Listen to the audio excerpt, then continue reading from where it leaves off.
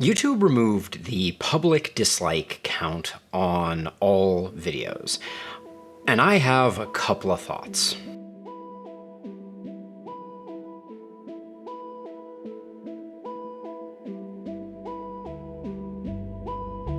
First, as a disclaimer, I used to work at Google, but I don't anymore.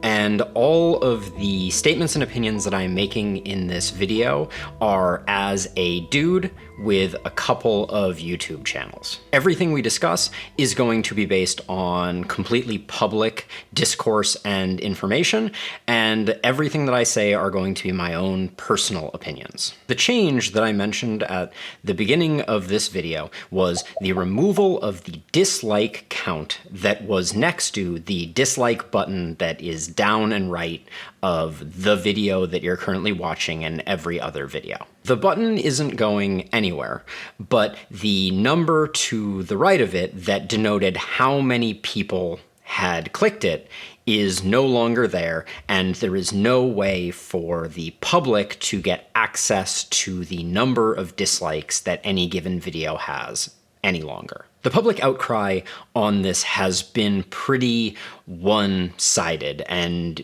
unanimously negative. Big creators almost entirely have panned this as a terrible decision. Even the co-founder of YouTube went back to the first video ever uploaded to YouTube and changed the description with a statement of disapproval of the decision. It's a powerful condemnation of the decision that YouTube made, and I would highly recommend anyone interested in going and reading it. I'll leave a link in the video description. But my perspective is not so black and white.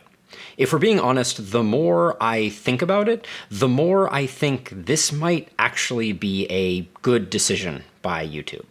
That's a scary thing to say about something that is so universally hated throughout the entire community, it seems. But if you'll bear with me, I'll try to explain. The first and most commonly parroted talking point that I see is what I'm going to refer to as the motorcycle repair argument. That argument goes something like this. If I'm looking on YouTube for information on how to repair the brakes on my motorcycle, and I come to a video that has 10 times the dislikes as likes, I can know with some level of certainty that it's probably bad advice or wrong.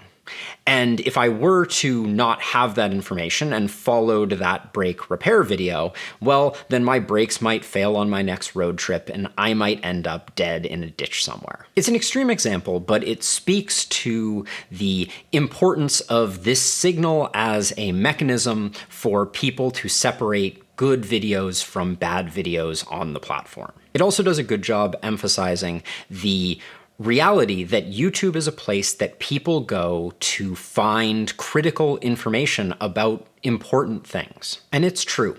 It is a signal going away, and that is a loss for viewers. But at the same time, that argument also speaks to the power of the dislike count itself and why it was a target of so much manipulation. YouTube's own explanation video details the fact that the dislike count and the dislike button was being weaponized against smaller creators as a way to essentially cyberbully them. And the count itself was being used as a scoreboard of how good a job online communities had been doing bullying those creators. And if dislikes are such a strong signal as the motorcycle example implies, and they are so easily manipulatable, as is evidenced by the fact that the boundary of entry is so low, then I generally agree with YouTube that there is a problem. To put it in plain terms, if I have a video that gets 4 likes and someone is able to rally just 20 people or 20 YouTube accounts to go and dislike that video, then everyone who encounters my videos is quickly going to look at it and say, oh, he must spend 10 to 15 minutes taking a wire brush and running it along a chalkboard or something similarly awful. Sustain that kind of attack for a couple of months, and any creator would be wise to throw in the towel. And if we're being honest, that is bad for the creator who is just trying their best to do something awesome and creative, and similarly bad for YouTube that should be embracing and encouraging a diversity of thought and nurturing new and upcoming creators. The dislike count is a beautiful target for this type of attack. It fulfills kind of the optimal trifecta of it's a low boundary of entry, it's easy for people to do, it's easy to mobilize them, the call to action is simple to explain, and then there's evidence that it's working in the form of a count that advertises to everyone that the goal is being accomplished. But let's take a step back. What is the purpose of the dislike button?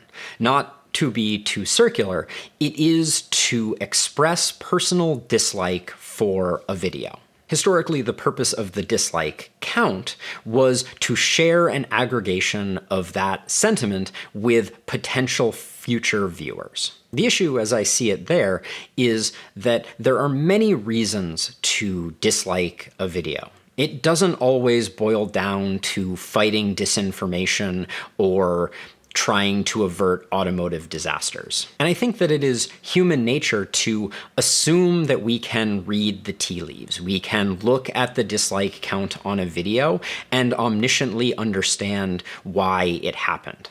We can say, oh, that video has a high dislike count because. But that because statement is one that no one can finish. YouTube can't finish it, individuals can't finish it, and the reason is that the dislikes on a video come for a whole host of different reasons. Because the button lacks specificity. It is a blunt instrument, and what we derive from it needs to be very carefully applied. A video being widely disliked should not be an indicator of anything more than exactly that. To imply that a signal that course should be responsible for protecting you from bad brake repair advice is a dangerous notion to say the least. Beyond that, though, it is a signal tainted by its own analytics. It is naive to assume that the presence and visibility of a public dislike count did not in some way affect the outcome of that count. It strikes me that mob mentality plays a big role here.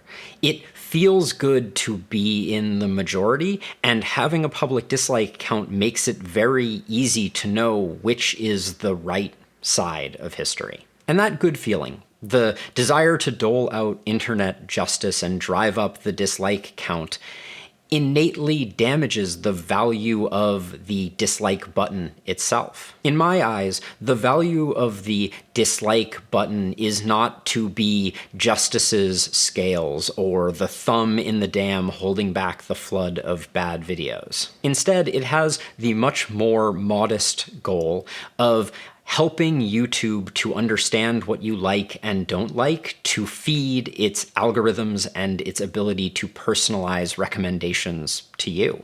While this is far less noble than solving the problem of disinformation in the world, it is no less critical to YouTube's success.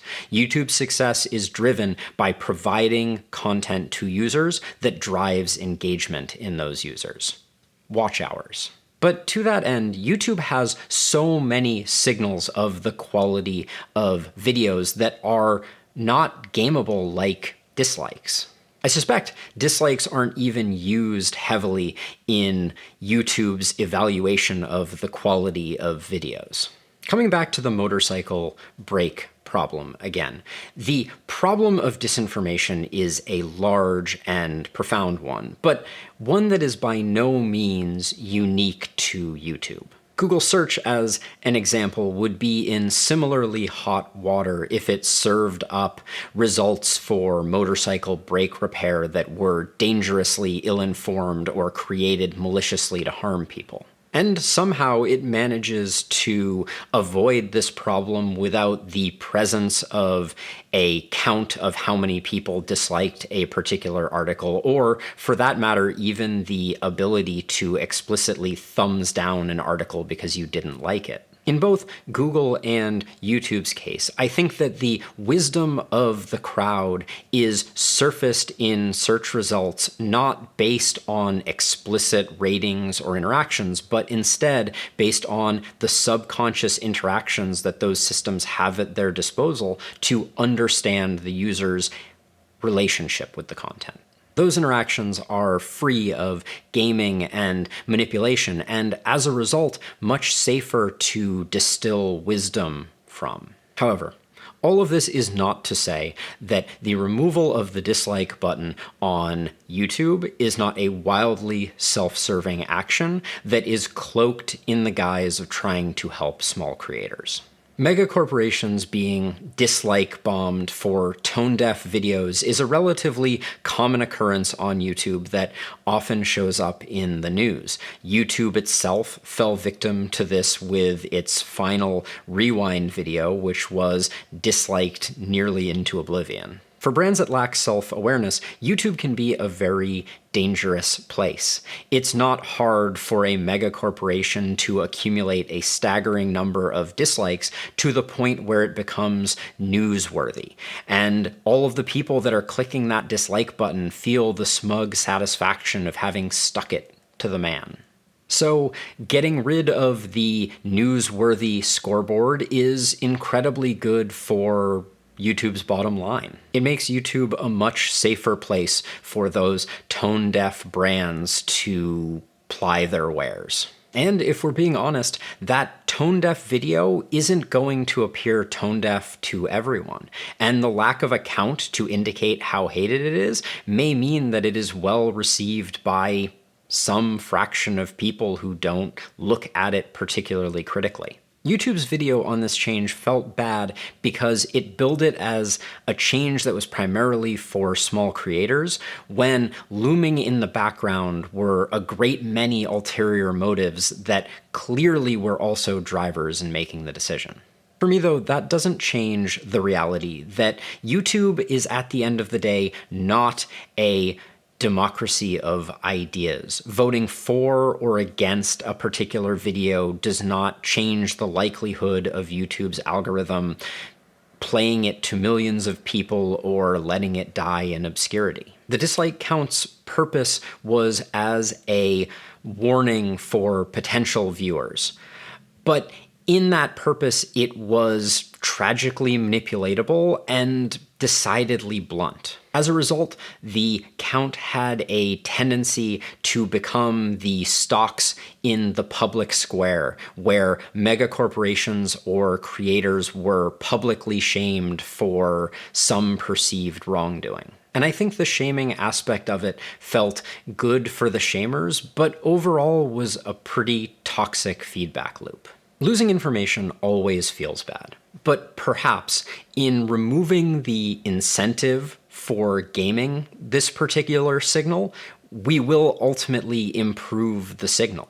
Improve it for YouTube's personalization engine, and much more importantly, improve it for creators, turning it into a signal that is perhaps a more honest look into the fact that people disliked your video and maybe you did something wrong. In the end, I think this change is potentially a step in the right direction, which is not to say that it was a step done selflessly by YouTube, but I don't know that that's a realistic expectation to have or set. This change does not absolve YouTube of its responsibility to create tooling to allow creators to effectively moderate their communities, and also invent and design technology to prevent those creators from being bullied online. And the problems of disinformation still loom large on YouTube. I think that the dislike count was a bad solution, but still better than the nothing that we are left with now. Let's hope that they're already working on whatever comes next, and that solution is a better answer to these problems. As always, thanks for hanging out, and I'll see you in the next one.